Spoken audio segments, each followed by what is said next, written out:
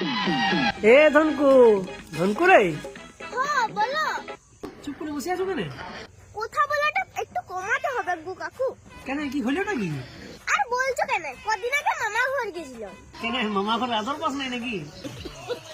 আরে না গো, সেইটা নয়। মা তিনটা মামির সাথে বসে কথা বলছিল যে এই শীতকালে কারা কোথায় পিকনিক করতে যাবে।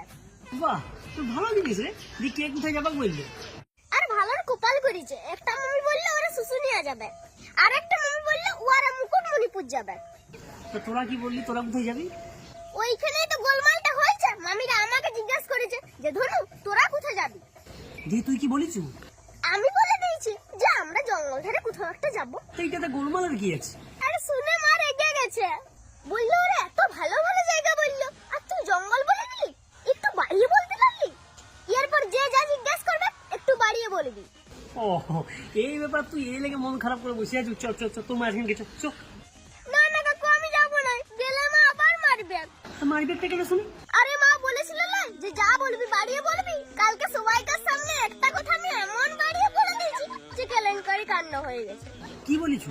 আর বলছো কেন? কালকে আবার মা দুটো পাড়ার কাকিমার সাথে বসে গল্প করছিল যে কাদের কি রান্না হয়েছে এই নিয়ে।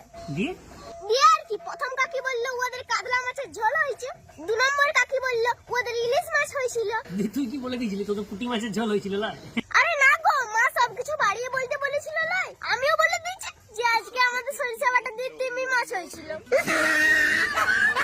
জীবনটা ছাড় করে দিলি অন্ধকার কমে